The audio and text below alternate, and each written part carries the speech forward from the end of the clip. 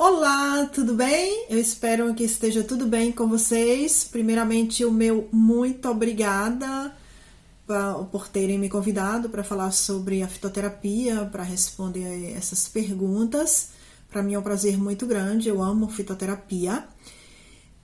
Deixa eu me apresentar. Eu sou Jusileide, sou farmacêutica generalista, sou pós-graduada em fitoterapia há 5 anos pela Universidade Federico II, Neápolis, em uma cidade da Itália.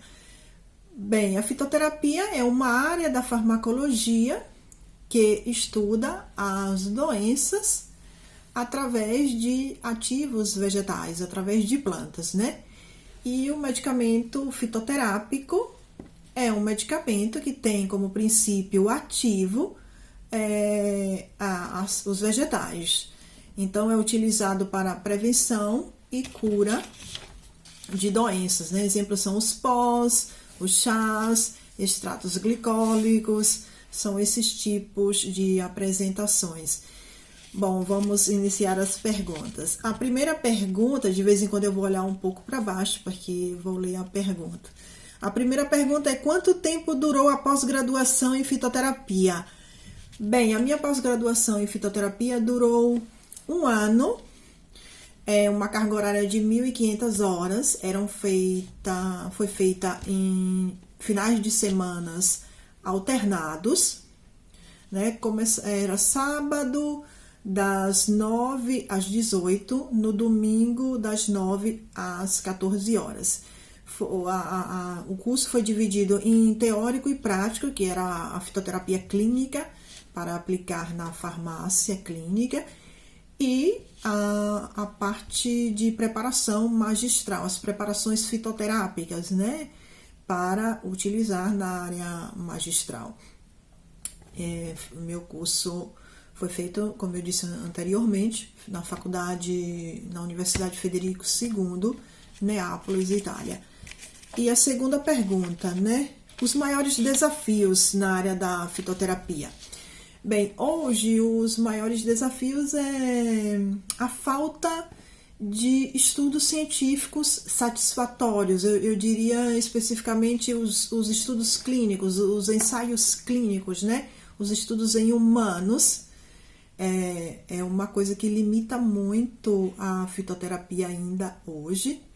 E um outro desafio é a conscientização da população, porque um fitoterápico pode provocar toxicidade, pode fazer mal, porque a população acredita, em sua grande maioria, que como é um chazinho, que como é uma plantinha, não faz mal, é inofensivo, né? E nós sabemos que tudo pode fazer mal, depende só do excesso, né? Como utilizamos. E a terceira pergunta: as precauções que devem ser tomadas em relação aos fitoterápicos. Nesse caso, é referente à preparação dos fitoterápicos, as normas de boas práticas, né, que funciona igual em todo mundo, que existe as normas de boas práticas, né, como gestão, documentos, procedimento operacional padrão, controle de qualidade, a estabilidade do medicamento, aspectos microbiológicos, e segue as normas da farmacopeia oficial. Essas normas de boa preparação é praticamente igual em todo o mundo. Tem algumas pequenas diferenças, mas isso muito pouco mesmo. E é válido para garantir a qualidade do medicamento, a segurança de que você realmente está prendendo um medicamento. Por exemplo, é aqui que a gente sabe se um medicamento é titulado realmente. A gente tem como controlar a titulação de um determinado medicamento, se está a molécula ativa, né, a molécula que faz a ação terapêutica, se ela está com 5%, se ela está em 8%, porque assim nós conseguimos fazer uma terapia eficaz, né? Como, por exemplo, popularmente a garra do diabo, que o princípio ativo, a molécula biológica ativa, que tem a função terapêutica, Arpagosídeos, Então, a gente titula e sabe, nesse fitoterápico eu tenho 5% de arpagosídeos, né? É importante as normas de boas práticas. E a quarta pergunta, que é problemas em usar outros medicamentos com fitoterápico. Se existe problemas em usar o fitoterápico com outro medicamento? Sim, existe. Sobretudo em medicamentos de síntese, ocorre a interação medicamentosa. Aí nós temos que ter bastante cuidado. O farmacêutico é protagonista nisso, ele deve estar bem atento. Quando tem um paciente que faz utilização, por exemplo, um diabético, um hipertenso, que utiliza um medicamento, então ele deve estar atento se esse paciente vai na farmácia prender um medicamento, ou se ele se dirige ao farmacêutico e faz a pergunta que quer tomar um determinado fitoterápico para memória, entendeu? Por exemplo, o ginkgo biloba junto com a aspirina, que pode ocorrer convulsões a determinados pacientes, então deve estar atento. Tem também o hipérico com contraceptivo, que diminui a eficácia do contraceptivo. Então, o farmacêutico tem que estar muito atento. E também quando chega uma prescrição, ele deve ter o cuidado de analisar essa prescrição com o fitoterápico, perguntar, indagar ao paciente se ele toma, se está consumindo algum tipo de medicamento, porque tem sempre interação medicamentosa. E a próxima pergunta, que é a quinta pergunta: crianças podem usar fitoterápico? Sim, crianças podem utilizar fitoterápicos.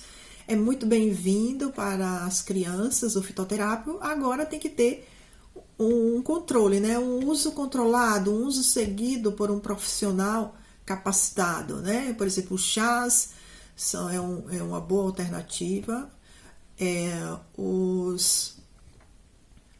Outra opção é os extratos glicólicos, é uma boa alternativa para as crianças, muito bom.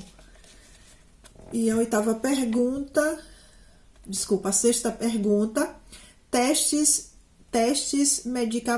nos testes dos medicamentos fitoterápicos, né? Quais os testes utilizados nos medicamentos fitoterápicos?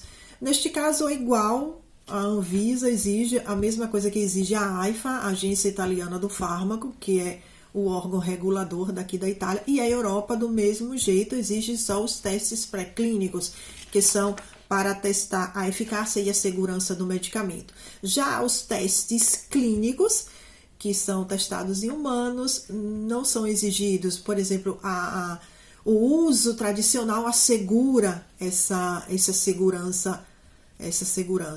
E também publicações de livros, de revistas também. Então, uma pessoa que quer lançar um medicamento fitoterápico, ela não tem a necessidade de fazer os testes clínicos. É assegurado apenas o uso popular, publicações em revistas, em livros. E a oitava pergunta, incentivo, se os órgãos públicos incentiva os fitoterápicos, né? Órgãos públicos têm um incentivo em relação aos fitoterápicos. Aqui eu não tem, por exemplo, não tem um incentivo ao uso dos fitoterápicos na Itália, não? O incentivo que tem é referente à pesquisa científica nas universidades, em cursos de mestrado, em cursos de doutorado, tem esse incentivo do governo referente às pesquisas. Agora, referente à utilização no ambiente público, por exemplo, aquistar um fitoterápico e o governo pagar esse fitoterápico, não existe a política pública de utilização de fitoterápicos no serviço público de saúde italiano, como existe no Brasil, né, que tem essa indicação forte para a utilização dos fitoterápicos no serviço público do SUS. Aqui, infelizmente, não tem. E a próxima pergunta, que é a demanda de fitoterápicos em relação aos alopáticos, medicamentos alopáticos e os prescritores, né? Essa relação entre os medicamentos alopáticos e os prescritores. Como eu havia dito anteriormente, a classe médica aqui tem um pouco de resistência a prescrever um fitoterápico pelo simples fato da falta de existência de testes clínicos. A classe médica aqui é muito voltada para os testes clínicos. Obviamente que aqueles médicos que têm especialização em fitoterapia, especialização em naturopatia, em homeopatia, esses sim prescrevem, esses lançam mão primeiramente de um fitoterápico, como inicia primeiramente a curando com um fitoterápico. Se não obtém o sucesso, eles vão para o medicamento de síntese, os alopáticos. Mas, digamos, 30%, digamos assim, máximo 35%, são aqueles médicos que já estão um pouco mais avançados, mas em sua grande maioria continuam mantendo a tradição dos alopatas na prescrição. E a próxima pergunta, que seria trabalhar como farmacêutica na Itália, né? Os desafios, se foi muito difícil, como a minha experiência. Foi um desafio muito grande, sobretudo pela legislação farmacêutica, porque a legislação farmacêutica na Itália é muito burocrática, é muito diferente do Brasil. Aqui a farmácia é controlada pelo governo, é um serviço de saúde de propriedade do governo, do estado. Aqui, para abrir uma farmácia